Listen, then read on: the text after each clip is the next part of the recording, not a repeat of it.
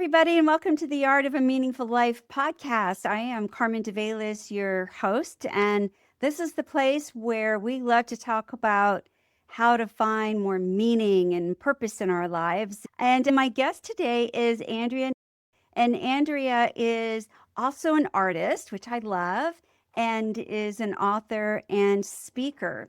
And we've had an honor of sharing a stage for the was it Women to Watch Summit for International Women's Day. So tell me a little bit about your artist journey. Mhm. Sure. My journey started as a kid, so I always loved creating artwork, and it was something that I really enjoyed. I kind of got away from it as I got a bit older, but when I started university, I started to get back into painting because of the stress of school. So it was really like a kind of therapy for me. Mm-hmm. And I started just painting for myself, and it was really, really helpful. Yeah. So I really enjoyed it. And I had friends who would come over to visit, and they loved my paintings so much, and they wanted to purchase them. Wow. And this was a bit surprising for me, but they they really connected with my pieces, and so that's where my artistic journey really started. And do you think that because school is stressful, right? So and when your paintings, and did they represent in some way, like did it come out and was on through the paint and on the canvas, what you were feeling at the time? A lot of my work is abstract expressionist. Mm-hmm. So there's a lot of colors and movement. I do a lot of layering, textures. So I I explored themes around stress, anxiety, depression, and I really tried to capture that in my paintings. Mm-hmm.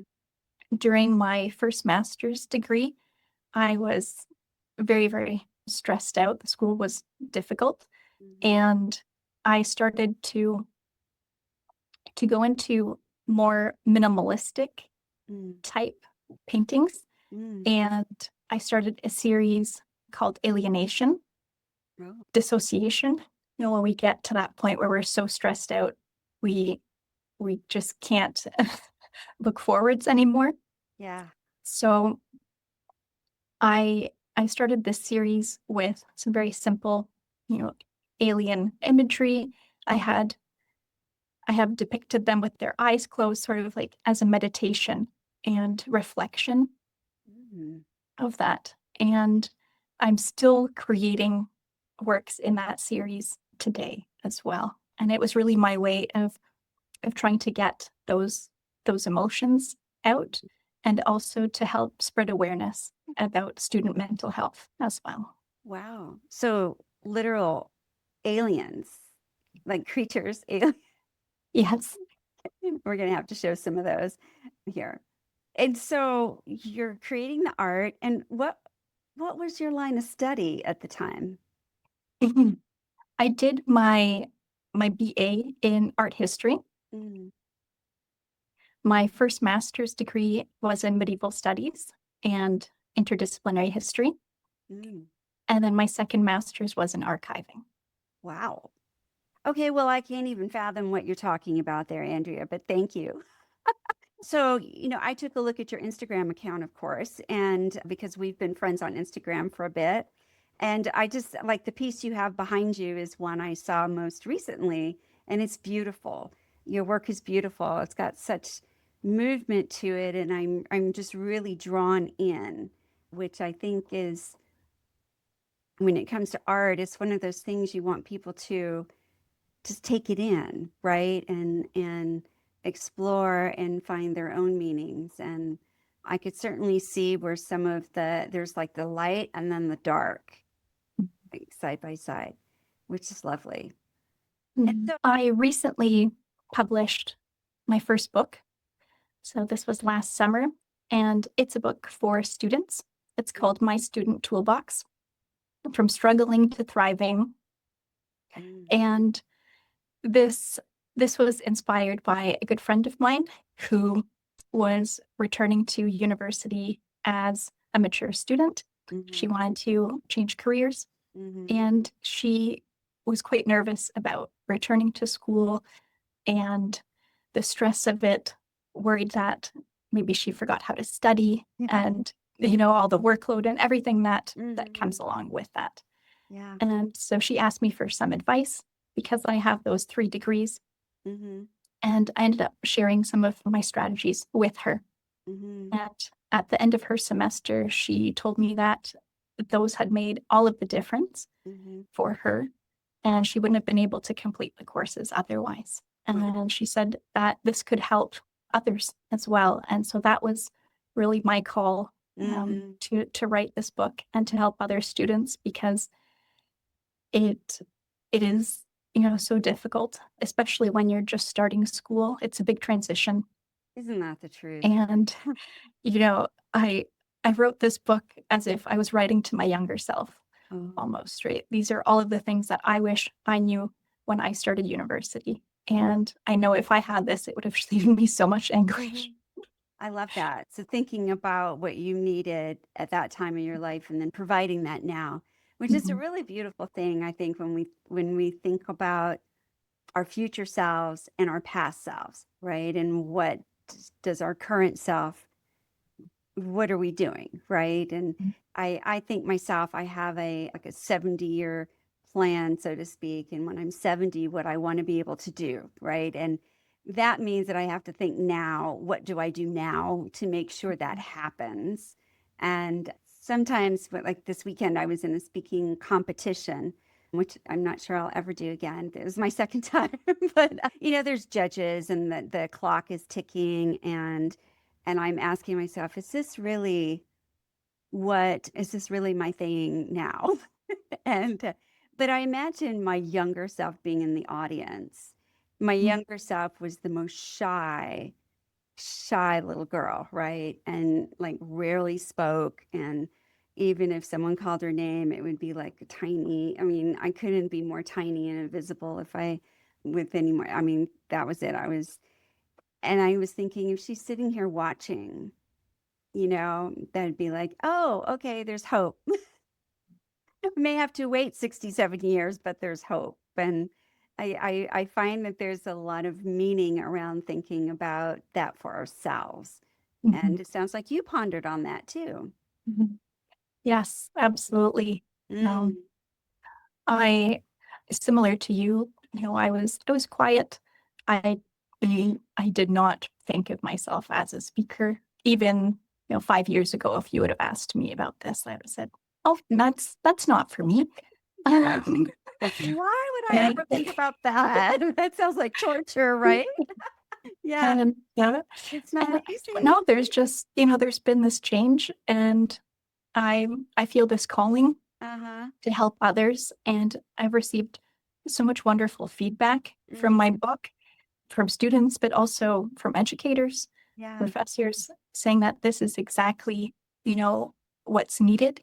Hmm. And so this is part of my meaningful life, Yeah. and sharing that with others. Mhm. Well, that was my next question, actually, if this is a part of it. So, you've spoken now, this is the international stage, right? A Mhm. lot of people watching. It's virtual. So who knows where, I mean, and I think, like the program is like millions of hits on Roku TV, right? Not, not to make you feel more anxious, but like it's a part of meaning for you. And thinking of it in those terms, does it make it easier than it might be otherwise? Like if it's part of a plan for you, like part of your meaningful life. I thought if I could save someone even a fraction of Mm, of the struggle that I went through, that it would be worth it. And so education is so important, especially today. It's really, the biggest catalyst for change. And with AI and everything going on, I think it's so important to have education stay at the forefront. And myself being a lifelong learner, I really enjoy learning. I think that the way that we approach learning, maybe from a traditional standpoint, is not the most fun, but it absolutely can be. And so I'm hoping to be able to inspire others. So having fun and helping others, a part of your plan too, then. Yes. And so a lot of people would have a challenge in hearing going to school is having fun. I'm one of those weird ones too. I love school. So for me, it is fun. No. So in your book, how do you help people see their education and going to school, or does your book support that and make it fun? How do they make it fun? So one of the first parts of my book is to really get the students thinking about what they want to accomplish in school above and beyond just a degree. Hmm. And our mindset is really key for this. So if we go into school thinking, I just need to get this degree and then get out, we're going to have a much different experience than if we think, I'm going to learn cool things. Hmm. I'm going to meet interesting people who could turn into lifelong friends and colleagues. I'm going to be part of a community. I'm going to be helping, and I'm also going to get this degree. So And it's so that part of really a changes the approach. Yeah, so part of a bigger plan then, It like the is. future self, looking at the future self. And at Yes. some point, like if I go to school, and I used to think to myself, well, in 5 years, I could either be done and have my degree and be on the road to where I want what I want to do, or I could be right in this very same place. I thought, I prefer to keep moving on, keep growing, keep growing. Yeah, Mhm. yeah.